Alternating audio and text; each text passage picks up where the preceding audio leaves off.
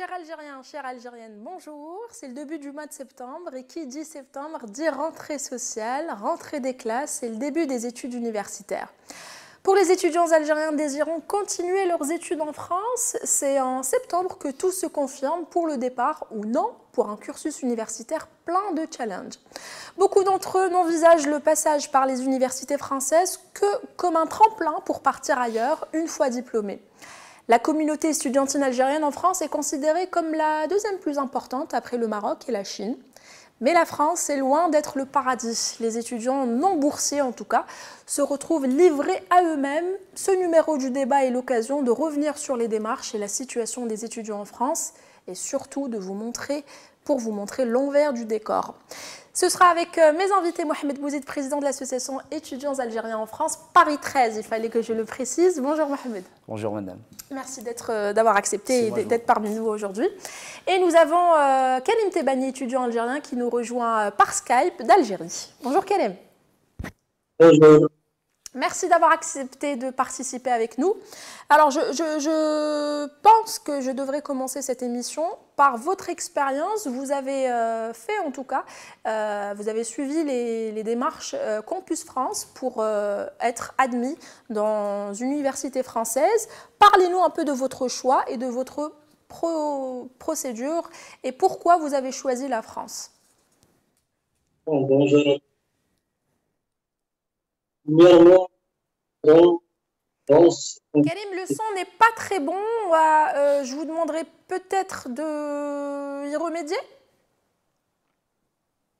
Non. Voilà. Là, je vous entends très bien. Allez-y, Karim. C'est Campus France, Internet, qui permet d'accéder à la plateforme étudier en France. La plateforme étudier en France, c'est une plateforme où tu peux créer un courrier personnel. Tu vas contacter les universités françaises pour avoir des acceptations. Tu vas passer par 5 étapes essentielles. Tu vas postuler. Peut-être que l'idée. Karim, vous m'entendez? Oui, j'entends. Alors, l'objectif de cette émission n'est pas de détailler et de donner la procédure complète et exacte, mais plutôt d'expliquer aux étudiants algériens ou à l'opinion publique que la France, c'est pas le paradis, que c'est l'envers du décor et surtout, qu'est-ce qui vous a le plus motivé à faire les procédures campus pour venir étudier en France et pourquoi vous avez choisi la France et non pas un autre pays? Réellement, parce qu'on a des diplômes reconnus mondialement. C'est un pays proche aussi à l'Algérie. On a des proches là-bas. Et la France propose aux étudiants algériens de créer en même temps une entreprise personnelle, pas comme les autres étrangers. Et aussi la vie là-bas. Vous avez de la famille en France? Oui. D'accord. Que pensez-vous, Karim, que pensez-vous des procédures Campus France? Est-ce que c'est compliqué? Est-ce que les promesses sont tenues? Non, personnellement, c'est facile. C'était facile pour vous? Vous avez été accepté? Non, malheureusement, non. Pourquoi? Plusieurs motifs. Pardon? J'ai postulé un peu tard. J'ai postulé le mois de mars. D'accord, c'était trop tard. Voilà. Merci Karim, merci de nous avoir livré votre expérience et votre choix. Est-ce que vous pensez réitérer votre essai ou votre parcours expérience avec Campus France? Oui, dans quelle branche, Karim Tebani? Communication et relations publiques. D'accord, ben, je vous souhaite que la réussite et merci beaucoup d'avoir accepté de témoigner avec nous. Merci beaucoup à vous aussi. Bonne soirée. Retour au plateau avec mon cher invité Mohamed Bouzid. Rebonjour. Rebonjour. Alors, avant de rentrer dans le vif du sujet et pourquoi le titre de cet épisode c'est l'envers du décor, J'ai dit dans mon introduction que la France, c'est pas le paradis, que les étudiants, en tout cas, on va parler des Algériens, mais je pense que c'est le cas de tous les Maghrébins. Les étudiants algériens en France, qui ne sont pas boursiers, se retrouvent livrés à eux-mêmes et certains sont dans des situations un peu graves. Donc, bonjour à toutes et à tous. Votre historique, avant de parler, je pense que vous devriez donner votre historique et pourquoi gérer cette association, quelles sont les actions menées par votre association envers les étudiants algériens en France. D'accord, donc je me présente, Mohamed Bouzid, étudiant étranger. Je suis président de l'Union des étudiants algériens de France, Paris 13, Université Sorbonne Paris Nord, ex-Paris 13. Du coup, moi, quand je suis arrivé en France, je suis venu, bon, pas avec un visa long séjour. Je suis arrivé, bon, j'ai candidaté, j'ai eu, on va dire, j'ai obtenu mon inscription. Et une fois arrivé à l'université, on va dire, je faisais des va-et-vient entre les salles d'études et le forum où se trouvent tous les étudiants. Oui. Et là, je vois une certaine communauté algérienne au niveau de notre université, quoi. Oui.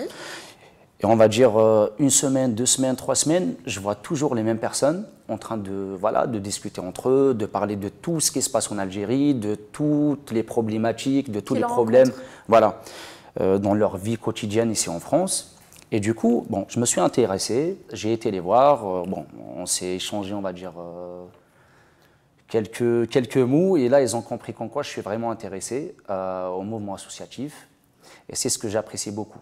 Et voilà, aujourd'hui, bon, avant, j'ai été élu au conseil du FR, unité de formation de la recherche. D'accord. Je ne vais pas dire CFVU et tout, il y a plein de trucs, mais juste aujourd'hui, je suis élu au conseil d'administration de l'Université Sorbonne Paris Nord.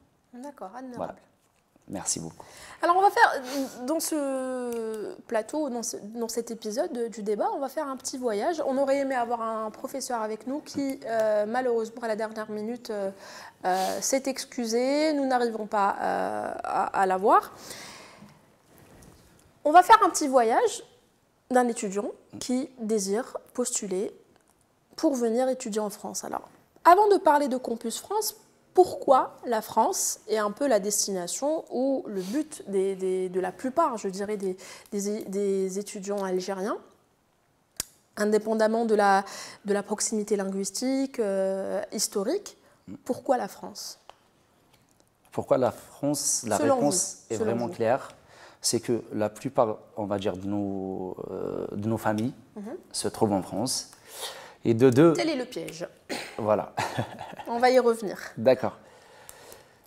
Et deuxième point, vraiment, on va dire, qui marque pourquoi les étudiants algériens préfèrent la France que les autres pays, c'est que nous, on a fait la plupart de nos études en français. Donc, concernant la démarche... C'est pas le cas de toutes les universités algériennes, Mohamed Bouzid. Les universités algériennes, peut-être dans certaines spécialités où la plupart des études ou des cours donnés à l'université sont en langue française, ce n'est pas le cas de toutes les universités. Mais je pense que les étudiants algériens ont plus de facilité avec le français qu'avec d'autres langues. Ce ne sera pas le cas dans quelques années, puisque la langue anglaise est enseignée à l'école primaire. Non, maintenant c'est à l'école primaire, donc dès la 3e année, c'est à l'école primaire. Ça, c'est un autre débat. Allez-y. Donc c'était quoi? Excusez-moi. Pourquoi la France? Pourquoi la France? C'est déjà, bon, vous venez de dire, il ne faut pas regarder l'histoire et tout, mais il faut vraiment revenir à l'histoire. La France, c'est, on va dire, la destination de tous les Algériens. Ouais. Sauf si, on va dire, il y a certains de nos frères, des étudiants qui ne peuvent pas avoir, on va dire, une chance de venir directement sans passer par d'autres pays. Voilà. Oui. Non, non, sans passer par d'autres pays. On va dire, ils viennent tous en France parce que la France, c'est, on va dire, c'est comme l'Algérie, quoi.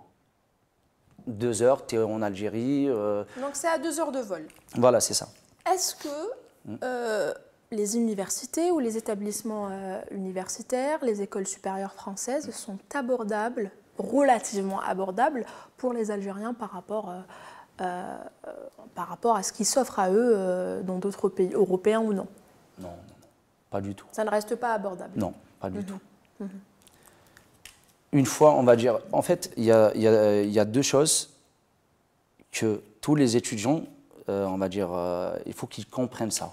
C'est qu'il y a un étudiant qui vient avec un visa d'études, et il y a un étudiant qui vient en mode touriste. D'accord, avec un visa qui ne lui permet pas de travailler, ni d'avoir un titre de séjour. Voilà, qui n'ouvre pas droit au titre de séjour, c'est ça? Merci, voilà. Du coup, quand on vient avec un titre de séjour, ok, pas de souci. Bon. Si on revient sur l'histoire, on va dire, de l'autorisation de travail et tout, on reviendra sur ça après. Donc, si on a un titre de séjour, on peut dire ça va. Mais si on n'a pas de titre de séjour, c'est une vraie galère. D'accord. Avant d'arriver, pardon, Mohamed, avant d'arriver au titre de séjour, j'aimerais revenir et surtout parler des procédures Campus France, qui beaucoup en tout cas se plaignent de la manière en tout cas ou du traitement réservé aux étudiants algériens par cet organisme-là. Je dirais même que certains l'appellent ou la qualifient de méprisante, de humiliante. Parlez-moi de cette procédure Campus France et pourquoi passer par Campus France? Oui, effectivement, bon, pour venir en France, il faut vraiment passer par Campus France. Sauf qu'aujourd'hui, Campus France est devenu, on va dire, une plateforme, je ne sais pas, est-ce qu'on peut dire commerciale? Parce qu'en fait, la France aujourd'hui, elle attire les étudiants qui ont de l'argent. D'accord. Excusez-moi de vous dire ça, la plupart de nos étudiants, ils ne sont pas riches. On n'est pas riches, ne sont pas riches. Donc aujourd'hui, la France... Peut-être qu'un étudiant aisé choisirait une autre destination et non pas la France. Pourquoi pas? Peut-être. Si, il y a des étudiants même aisés qui choisissent la France, vu que... Pour la qualité des études? Non. Non, d'accord. Pas ça. Voilà. Du coup, moi, pourquoi, on va dire, je dirais que c'est devenu commercial, parce que déjà, même concernant les démarches et tout, si on n'a pas 7 000 €, c'est un refus direct. Même si l'université accepte, on va dire, la candidature, mais... Même si le cursus de l'étudiant est bon. On n'a pas les 7 000 € dans le compte, c'est un refus de visa. Est-ce que réellement, avoir 7 000 € dans son compte en banque est une preuve de posséder ces moyens-là? Donc il y a plusieurs failles dans cette procédure Campus France. Oui, bien sûr. C'est pour ça que je vous dis, en fait, eux, ils regardent juste les chiffres. Ils regardent même, parfois, excusez-moi de vous dire ça, ils ne regardent même pas le cursus d'un étudiant, de l'étudiant. Ils regardent juste son compte bancaire. D'accord. Croyez-moi, ils regardent juste son compte bancaire. J'ai vu, je ne dirais pas que, bon, ils n'ont pas de niveau, ils ont un très bon niveau. Et je remercie, on va dire, tous les étudiants qui nous ont honorés à l'Université Sorbonne Paris-Nord. Prenons, on va dire... dans toutes les villes françaises, pas que Paris, je pense. Moi, je parle, on va dire, de Sorbonne Paris-Nord, là où je suis présidente de l'UAF, parce que la plupart des UFR, Unités de formation et de la recherche, les premiers ou les premières têtes, on va dire, étudiantes dans ces UFR, dans ces départements, ils sont tous des Algériens, ils sont tous des étrangers. Et je suis fier de ça. C'est admirable, c'est admirable. Mais parce qu'il faut parler et montrer l'envers du décor, revenons sur la procédure Campus. Vous dites que Campus est devenu, bon, j'aimerais préciser que Campus France est l'entreprise qui est chargée en tout cas d'étudier les dossiers de candidature pour tous les étudiants désirant finir ou commencer, pourquoi pas, un cursus universitaire en France ou un cursus d'études supérieures en France. Mohamed Bouzid, vous dites que Campus France est devenu une entreprise commerciale qui perd son côté pédagogue, son côté pas commercial, qui normalement Campus ne devrait pas être à but lucratif, même si c'est l'intermédiaire en tout cas entre les universités françaises et les étudiants algériens. Pourquoi les étudiants algériens qualifient en tout cas les procédures ou le traitement réservé par cette partie-là de humiliant? Le terme humiliant, c'est, on va dire,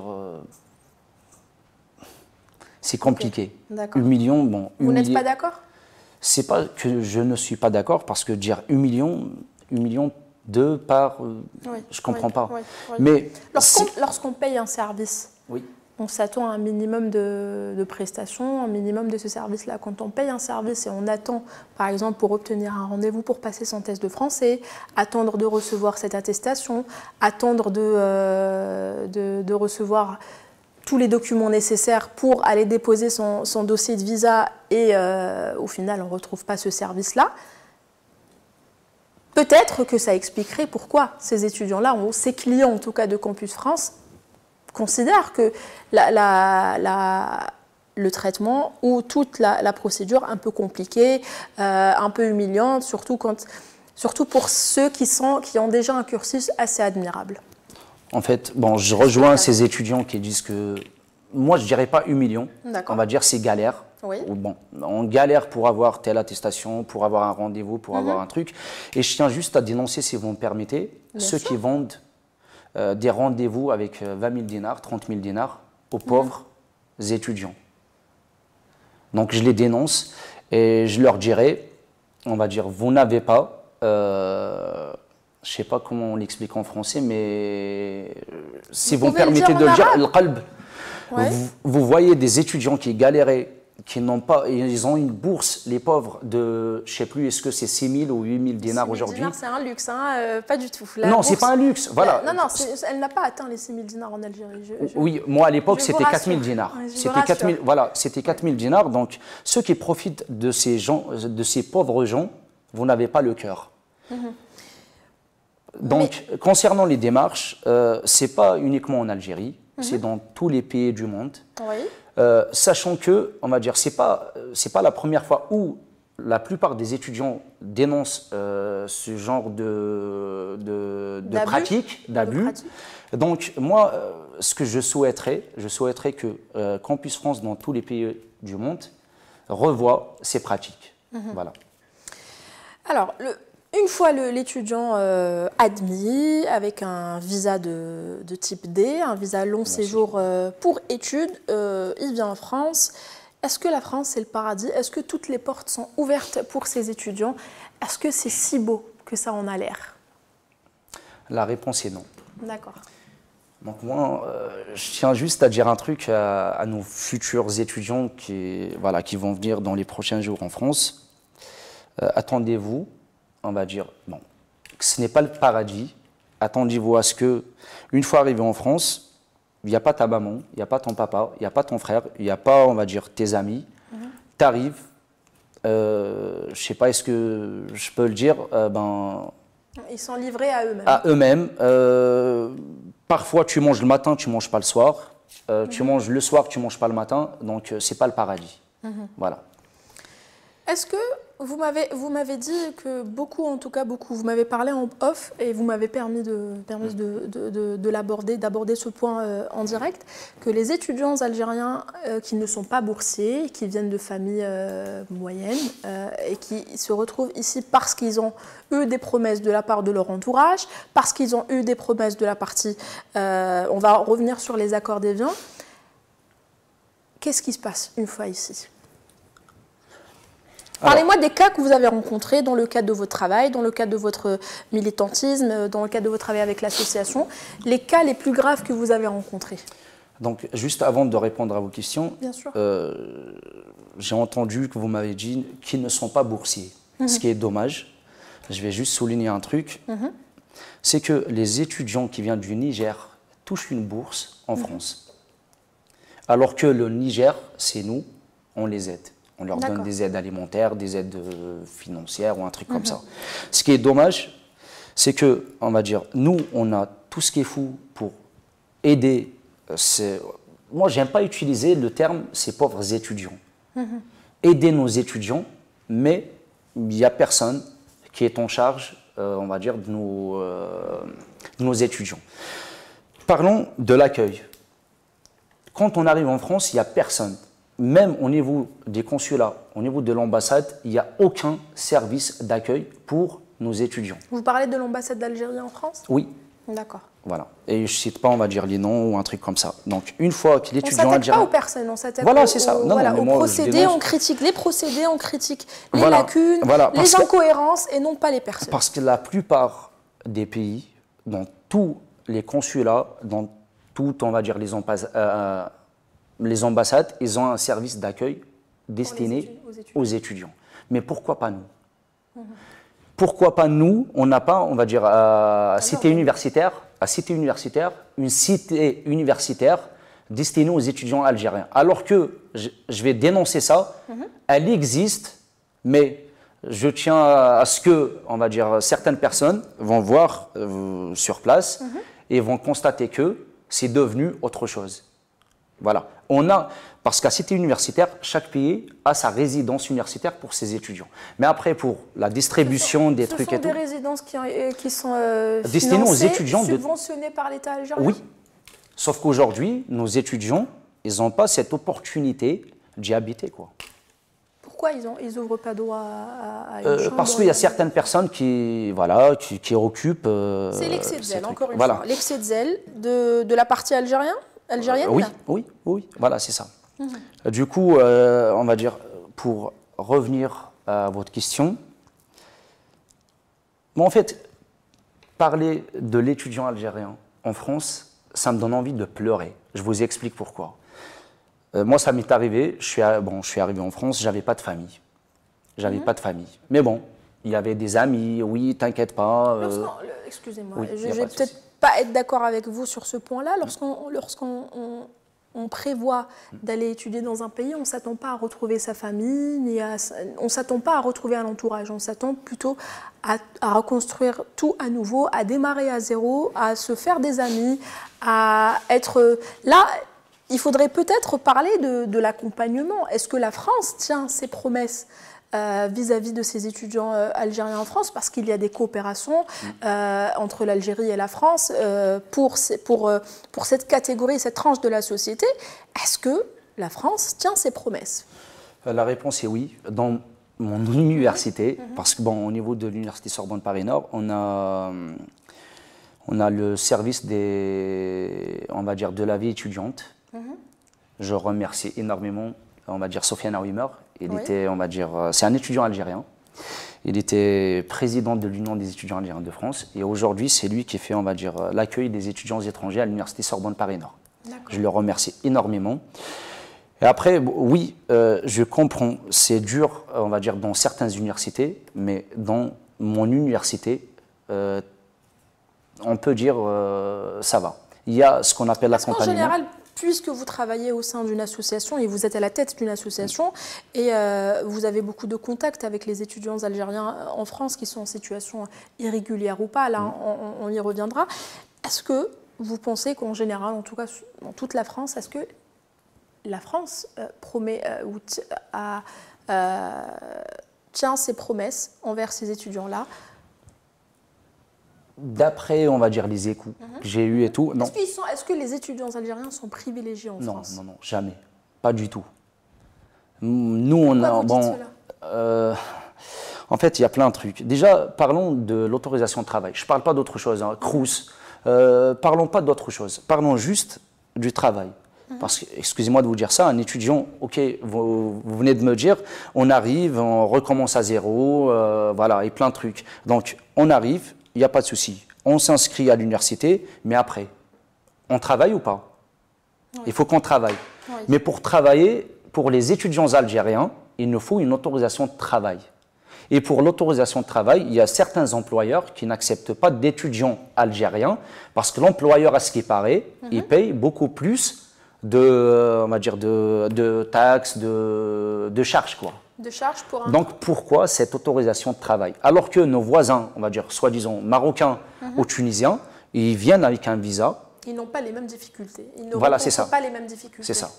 Alors pourquoi, selon vous, pourquoi les Algériens sont un peu la bête noire de ces employeurs ou de... Après, ça ne date pas d'hier, ça ne date pas, on va dire, d'aujourd'hui, ça date de 1968 avec les accords et tout. Les accords d'Évian? Les étudiants algériens, certes, on a des privilèges, comme on a, on va dire, des cas où on n'est pas vraiment privilégié. Oui, voilà, c'est ça.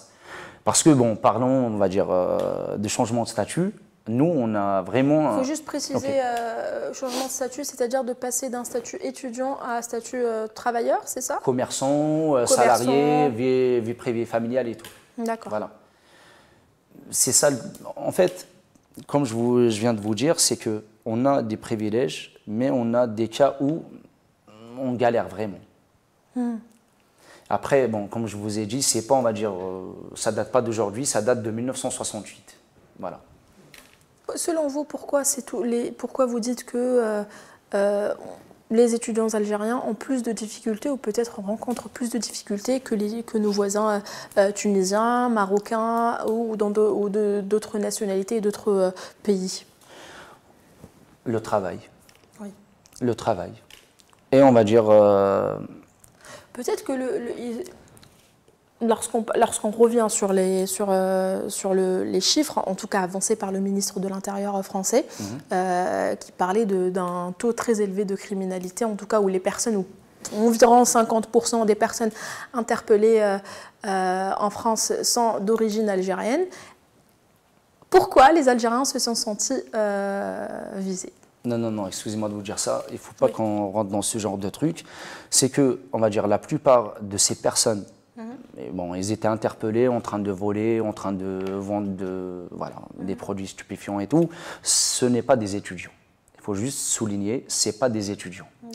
Donc, pour revenir, après, bon, j'ai des amis... On n'a pas de chiffres, on n'a pas de statistiques, il y a sûrement quelques cas où c'est venu... Non, excusez-moi de vous dire ça, je suis en contact avec toutes les associations, on va dire, bon, soit algériennes, soit françaises, qui se trouvent dans tout le territoire national ici en France. Il n'y a jamais eu, peut-être, un seul cas ou deux cas où un étudiant a fait, on va dire, une connerie, et voilà, ils l'ont interpellé. Bon, moi, je n'ai pas été pour, on va dire... le sortir du centre de rétention. Je remercie énormément mes amis parce que bon, en ce moment-là, je n'étais pas, on va dire, en France, j'étais à l'étranger. Donc, la seule où il y avait 2 fois où un étudiant a commis, on va dire, un acte grave. Un acte grave, quoi. Sinon, jamais donc, ce un sont étudiant. Des cas rares. Voilà, c'est ça. 2 ou 3 cas rares. Mais pour que, on va dire, le ministère, ministère de l'Intérieur... Ce ne sont que des chiffres avancés, hein, ce sont que des statistiques avancées par les autorités françaises. Nous ne sommes pas là pour les commenter. J'ai posé la question parce que beaucoup d'Algériens se sont sentis visés, alors qu'on parlait, en tout cas, le ministère français a parlé d'origine étrangère, entre guillemets maghrébine, selon la presse française. Revenons au sujet des étudiants, Mohamed Bouzid. Quelles sont les actions menées par votre association ou l'association que vous gérez envers ces étudiants? Quelles sont les plus importantes actions? Déjà, depuis que je suis à la tête de l'Union des étudiants algériens de France, Paris 13, notre but, c'est d'accueillir les étudiants étrangers, et beaucoup plus, on va dire, algériens. Oui, allez-y. Donc voilà, c'est d'accueillir nos étudiants algériens, mais pas que... Qui sont en situation difficile ou Non. Une fois les accompagner. Oui, voilà, on fait de l'accompagnement et une fois, on va dire, dans notre local et tout, on les informe, on les aide dans tout ce qui est démarche administrative, dans tout ce qui est, on va dire, démarche au niveau de la préfecture, de l'assurance maladie, de plein de trucs. Et bon, malheureusement, la période du Covid, on a été chercher nos étudiants dans leur résidence universitaire, dans leur foyer et tout, afin, on va dire, de leur livrer des repas chauds, des denrées alimentaires, ainsi que, on va dire, je parle bien des étudiants de Paris 13, on leur donnait, avec une inscription bien sûr au niveau de l'université, on leur donnait, on va dire, des ordinateurs, afin de lutter contre la précarité numérique. En milieu étudiantin. Dernier point de cet épisode, mais l'équipe technique me dit que c'est la fin de cet épisode. Est-ce que, en tout cas, on a eu des échos que les étudiants algériens en France, en tout cas tous les étudiants en France, on va parler des Algériens, pendant le Covid, étaient en difficulté, notamment par la fermeture des frontières. Quelles sont les actions que vous avez menées avec votre association durant cette période-là?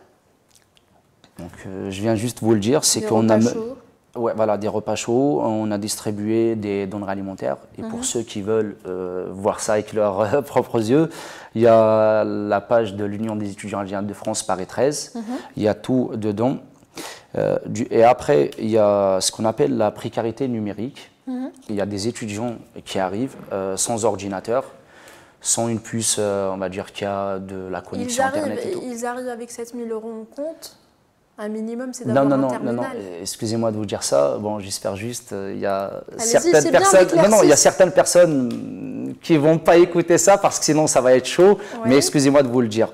Il y a certaines personnes, ils n'ont même pas les 7 000 €. Voilà, c'est pour ça que j'ai posé la question. Non. La réponse, je l'ai. C'est pour ça que je vous le fais non, dire. Ils n'ont pas les 7 000 €.